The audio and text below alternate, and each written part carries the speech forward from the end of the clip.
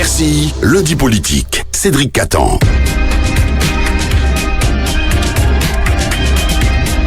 Bonsoir et bienvenue dans ce nouvel épisode du lundi politique.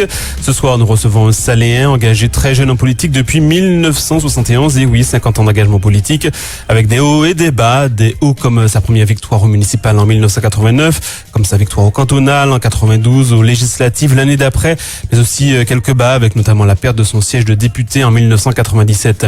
Si la défaite était dure, elle n'a jamais pu enrayer l'amour que les électeurs saléens lui portent depuis plus de 30 ans, ce qui fait d'ailleurs de lui le plus ancien maire en poste en Martinique. Une longévité qui a failli cependant s'interrompre en 2009 quand le Conseil d'État a annulé le scrutin en 2008 dans le duel qu'opposait notre invité à Louis-Félix Duville. En tout cas, depuis cela, il règne sans partage sur sa commune et depuis l'année dernière sur toute celle du Sud. Et oui, à 74 ans, il est devenu président de la communauté d'agglomération de l'Espace Sud. Il faut croire que la politique, ça conserve. De l'énergie, on aura en tout cas besoin, tant les problématiques sont importantes. Développement économique, promotion du tourisme, gestion de l'eau, de l'assainissement, autant de points. Et pour répondre à nos questions ce soir, nous recevons le très discret médiatiquement André Le Sieur, maire de Rivière-Salée et président de l'Espace Sud. Bonsoir André Le Sieur. Bonsoir à tous, oui. Je rappelle que vous pouvez nous suivre en live Facebook sur notre page RCI Martinique. Comment allez-vous André Le Sieur cette année 2021 ? Merveilleusement bien, malgré le Covid. Comment se porte la commune de Rivière-Salée ?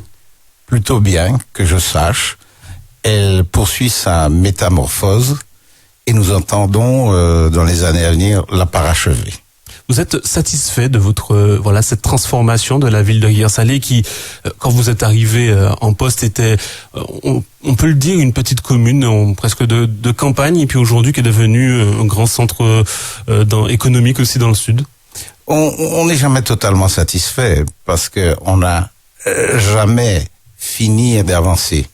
Cependant, je constate, comme tout le monde, que cette commune a avancé, comme vous le dites si bien, qu'elle a progressé, et j'aime à dire qu'elle se métamorphose. Nous avons d'énormes projets, et notamment celui de la construction du nouvel hôtel de ville, et j'espère que d'ici quelques semaines, les travaux vont définitivement démarrer. Qu'est-ce qui bloquait, justement? Tout simplement la vie d'un bureau d'études qui considérait, je ne sais pas pour quelle raison, que les structures devaient être revues dans les calculs et tout. C'est en train de s'arranger et de s'organiser. Vous espérez livrer ce nouvel hôtel de ville quand? Parce que là, pour le moment, c'est un peu compliqué, je pense, pour les administrés, avec des services qui sont un peu éclatés. Non, pas du tout. Nous avons une mairie provisoire qui est plutôt bien, qui nous satisfait pour l'instant. Les services administratifs y sont regroupés. Les services techniques restent à leur place. Tous les autres services sont à leur place. La population s'est accommodée de ça et les employés aussi. Je craignais à un moment donné ce déménagement. Vous savez, quand vous changez les habitudes, j'avais une petite appréhension, mais ça s'est très bien passé. On a fait ça dans le dialogue, dans le partage, dans la co-construction et tout le monde est satisfait. Ça fonctionne plutôt bien. Et la livraison de cette nouvelle mairie, vous l'espérez pour quand? Il est prévu 18 mois de travaux à partir du début de la construction. Alors j'espère que fin 2022, peut-être 2023. Pourquoi on a pris le choix de... Vous aviez déjà une grande mairie à Rivière-Salée. Pourquoi on fait le choix justement de reconstruire une toute nouvelle? Sauf qu'elle ne répondait plus aux normes parasismiques. Elle avait été construite par Alphonse Jean-Joseph, datait de novembre 1957, et cette mairie ne répondait plus à ces normes-là. D'ailleurs, on l'a constaté au moment de la démolition, c'est un château de cartes, quoi. Et j'ai fait 5 signes de croix, je dois vous l'avouer, parce qu'en cas de séisme fort, on aurait eu de sérieux problèmes. Donc je ne regrette pas. Et là, nous allons mettre en place une mairie moderne, avec un style différent, futuriste, en tout cas fonctionnel, qui ouvre ses bras au peuple. Alors, on sait qu'il y a aussi une autre grande construction ces dernières années, notamment l'église de Petit-Bourg. Quand on passe devant, on a l'impression qu'elle est quasiment terminée. À quand l'inauguration? Oui, alors, cette église a un caractère patrimonial fort. Elle date de 1847. Et nous avons souhaité conserver l'édifice tel quel. Seulement pour des raisons liées à l'accessibilité, nous avons dû revoir tout l'entourage. Alors cette église est en voie terminale, ce qui reste à faire c'est très peu. Sinon, qu'il nous faut revoir les plantations. Elles n'ont pas été mises en place selon les règles de l'art. Donc, on a un délai jusqu'au 12 février.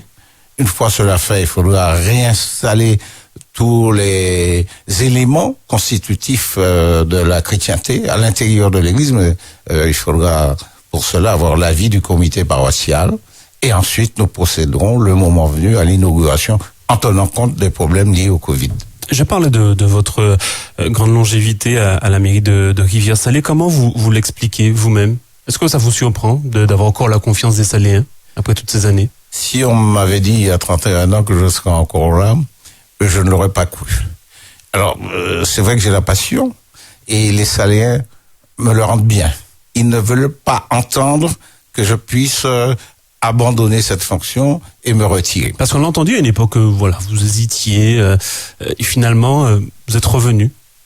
Mais non, il y a eu des périodes difficiles. Vous savez, lorsque on a ouvert un guichet automatique d'argent public, lorsque on a osé à un moment donné la population, il est difficile de résister, mais nous avons résisté parce que je suis un homme de la résistance aux combattants.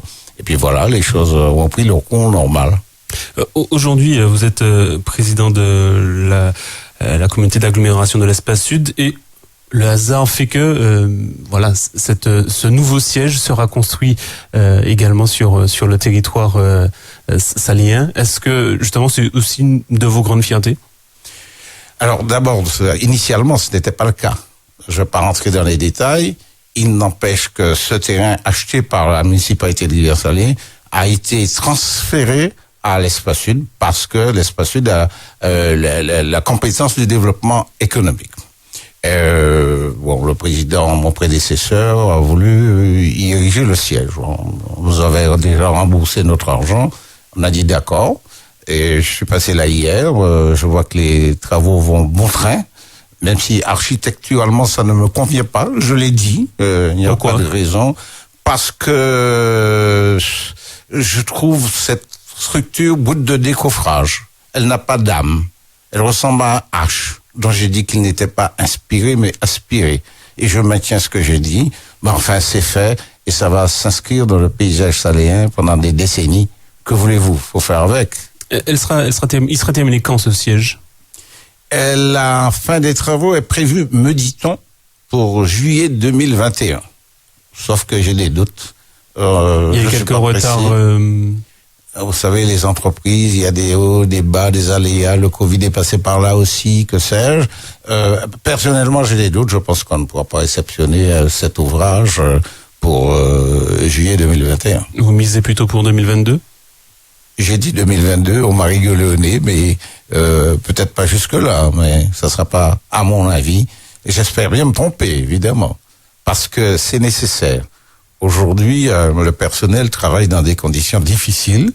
C'est la faute à personne, que les locaux sont exigus, ils sont dispersés, il n'y a pas de continuité dans les services, il y a des bouts par-ci, des bouts par-là, et j'espère bien, je compte bien, lorsqu'on va intégrer ce siège, créer la cohésion que j'espère voir naître dans cette institution. Il n'y en a pas aujourd'hui? Il y en a pas suffisamment, en tout cas. Vous savez, après 12 années, les gens ont pris des habitudes, bonnes ou mauvaises. Ils ont leur fonctionnement. Et moi, j'ai un autre management. Je vois les choses différemment.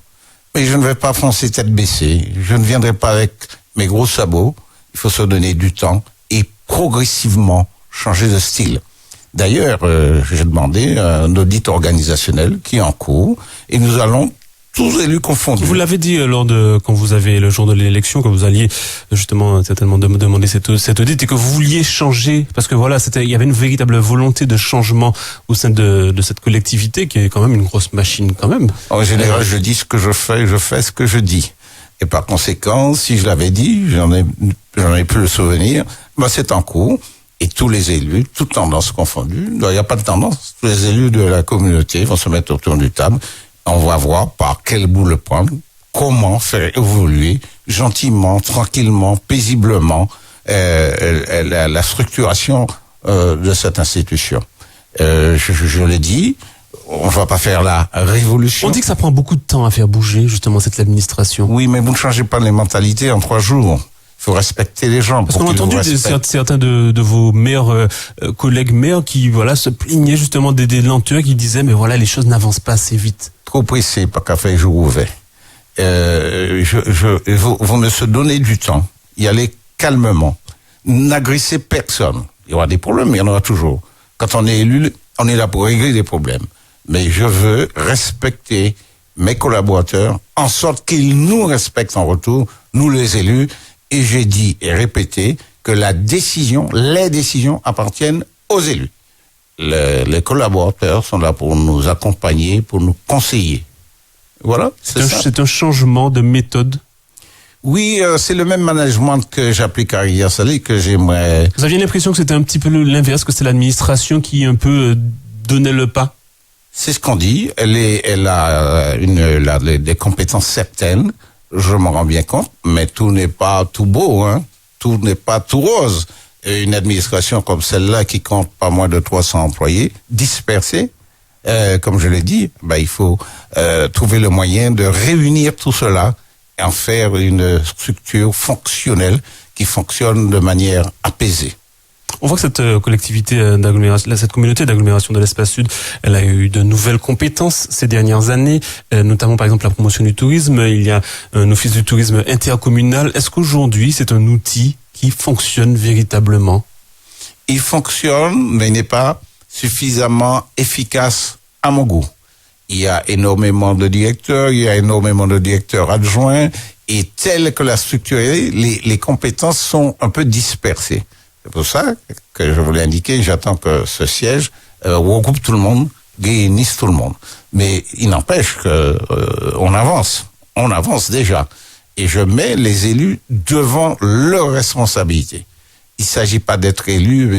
Quand on tape même sur Internet, quand on cherche Office du tourisme intercommunal de l'Espace Sud, on ne trouve quasiment rien dessus. C'est-à-dire qu'un touriste qui a envie d'avoir des informations sur le tourisme dans le Sud, finalement, il est renvoyé toujours vers les différents offices du tourisme des communes. Un gros dossier à prendre en main. Il y a la commission tourisme qui fonctionne déjà plutôt bien, mais à côté, il y a l'office du tourisme, l'office communautaire, l'OTI, l'office du tourisme, et puis il y a derrière le projet Odyssea. Donc, il faut imbriquer tout cela et le faire fonctionner. Il y a des idées intéressantes, il y a des projets intéressants, mais faut-il encore mettre une cohérence dans l'action pour tout cela. Ça va venir très rapidement, je vous l'assure. Vous allez poursuivre ce projet Odyssea?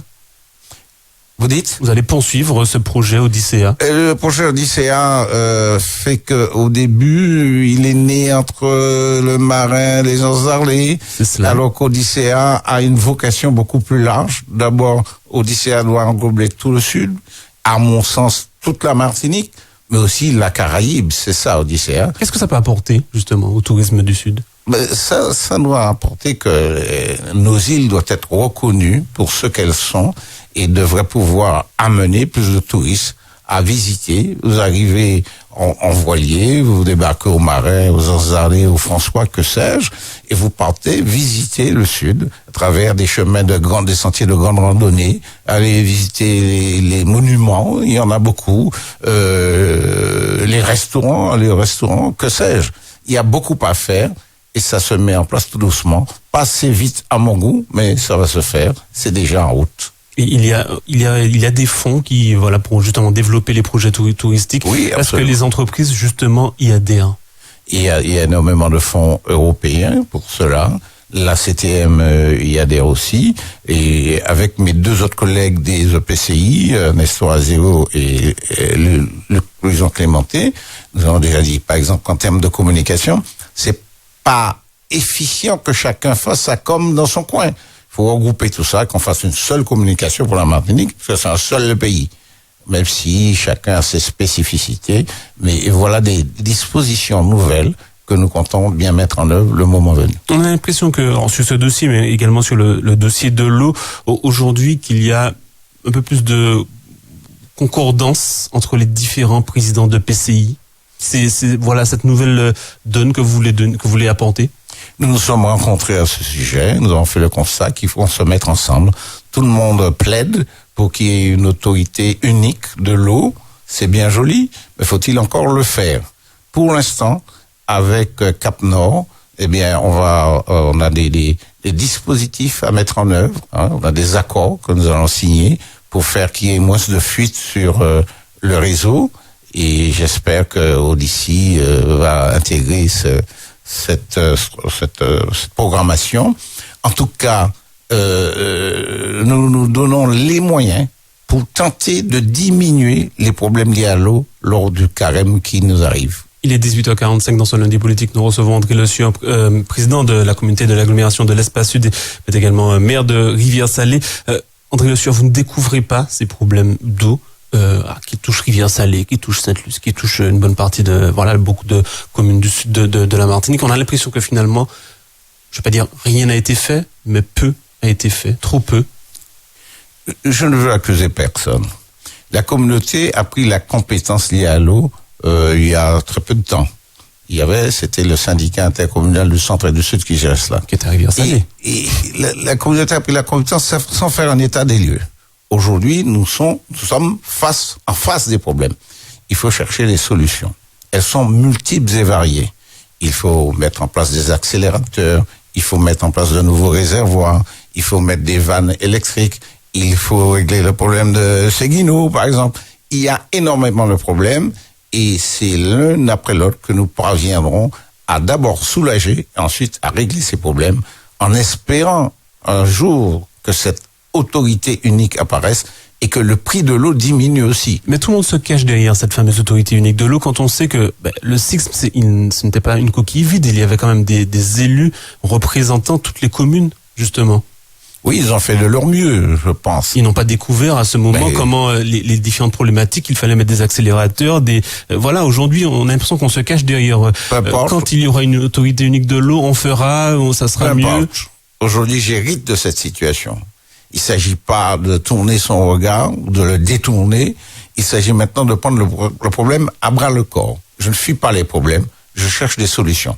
Nous ne ferons pas des miracles. Mais nous pensons raisonnablement que nous pourrons éviter, en tout cas améliorer la situation, parce que au dernier carême, ça a été dur pour les habitants de certaines communes, Rivière-Salée compris, Rivière-Pilote, Marin, que sais-je. Il faut qu'on trouve des solutions ensemble. Et pour les trouver, il faut dialoguer, il faut parler, il faut parlementer. Qu'est-ce qui bloque aujourd'hui ? Est-ce qu'il y a des voilà, vous dites d'ici, on attend qu'ils viennent, qu'ils prennent un peu le pas avec nous. Voilà, les trois présidents des EPCI ont l'air d'accord.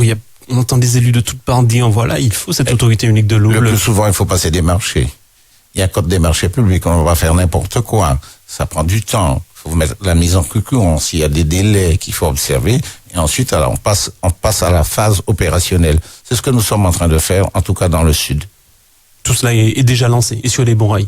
Ah oui, il y a énormément de marchés qui sont déjà lancés, des accords cadres pour tout ce que je vous ai dit, les accélérateurs, les vannes électriques, que sais-je. Pour les réservoirs, ça prendra un peu plus de temps parce qu'il y a des problèmes de foncier. Mais on y arrivera. Certains planchent pour une régie de l'eau du Sud. Est-ce que aujourd'hui c'est une bonne voie? Mais non, mais il y a une délégation de services publics. À la place des entreprises dites qui sont délégataires aujourd'hui. Mais non, aujourd'hui, à la SME qui a marché, on ne peut pas venir comme ça, de but en blanc, le casser. Il y a des règles. Est-ce que c'est votre volonté, j'entends? Mais je préfère analyser les choses et ne pas arriver justement avec mes gros sabots et dire c'est pas bon, on fait tout. Ce n'est pas vrai. On raconte des histoires si on dit ça. Il faut bien analyser les choses parce que ça peut créer des contentieux énormes. Non? On a déjà analysé le contrat. On va préparer le futur contrat de manière cohérente et très stricte. Et on va voir si on va vers la délégation ou si on va vers une régie. Pour l'instant, ça n'est pas le cas. En tout cas, il faut qu'on marche ensemble de même pas les autres PCI et nous, si on veut arriver à faire en sorte que la Martinique ne pâtisse pas de cette situation. On se souvient, il y a quelques années, l'Espace Sud organisait un grand colloque sur les zones d'activité économique. Aujourd'hui, il y en a beaucoup de zones d'activité dans le sud où il y avait des grands projets de réorganisation, d'éclairage, de mise aux normes des routes. Aujourd'hui, est-ce que c'est quelque chose, on sait qu'il y a une vraie vie économique dans ces zones d'activité. Est-ce que vous vous êtes déjà penché aussi sur ces questions? Oui, nous sommes en train de mettre en place une commission d'évaluation des charges transférées, la CLET, et qui va se prononcer. La loi fait que le développement économique relève de la compétence de l'espace sud et nous devons transférer nos zones. Sauf que pour les mettre à niveau, on nous demande, c'est le cas universel, des sommes exorbitantes. Je trouve pas ça normal. Il faut un contradictoire entre les communes et cette commission pour qu'on puisse voir comment on s'organise. Maintenant, je sais pas pour le reste du Sud, j'ai considéré à l'époque qu'on nous pénalisait. C'est-à-dire qu'on pénalisait ceux qui avaient l'outrecuidance de mettre en place des activités. C'est-à-dire qu'ils créaient de l'emploi. Ce n'est pas normal. Donc il faut remettre tout ça à plat et voir par quel bout on le prend. C'est le cas pour la zone d'activité de Maupoux. Nous prévoyons de faire une zone à Petit-Bourg. Dans d'autres communes, il y a des projets, au Vauclin, que sais-je. Il faut que ça bouge. Moi, le nouveau concept que je prône, c'est celui de prospérité partagée. C'est-à-dire que nous allons grandir tous ensemble. On est une communauté. Dans communauté, il y a commun. Nous allons mettre en commun notre force, notre énergie, notre imagination.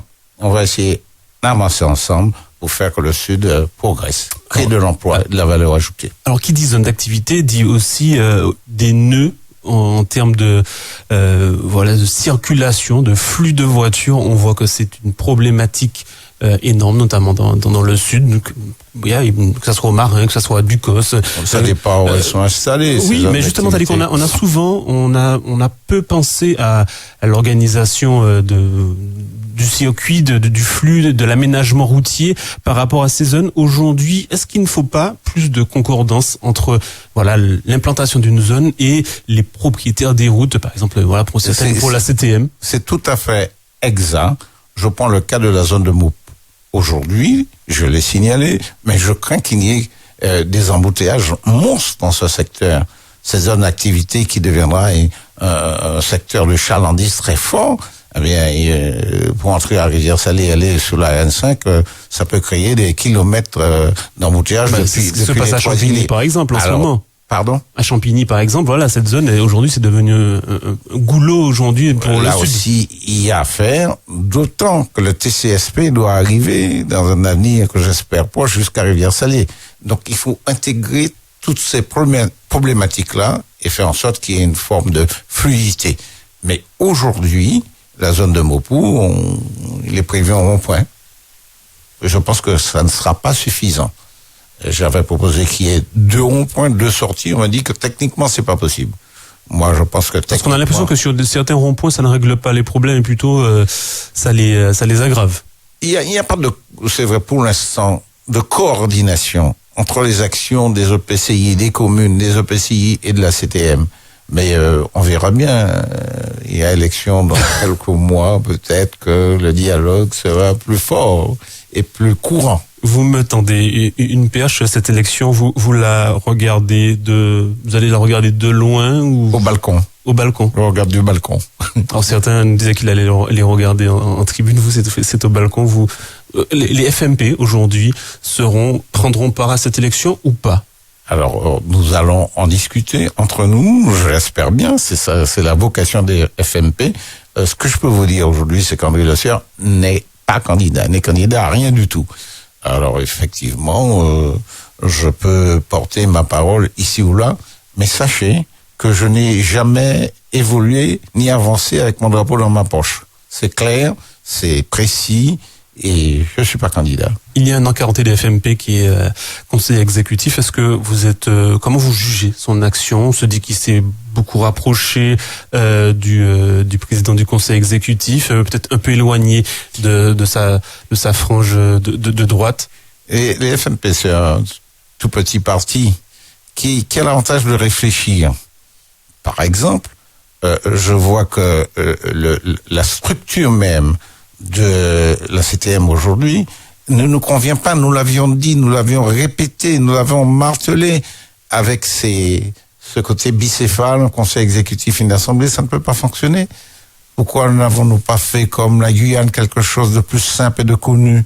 Un président avec un bureau, une commission permanente, on peut l'appeler comme on veut, commission permanente élue à la proportionnelle, et les choses seraient tout à fait simples.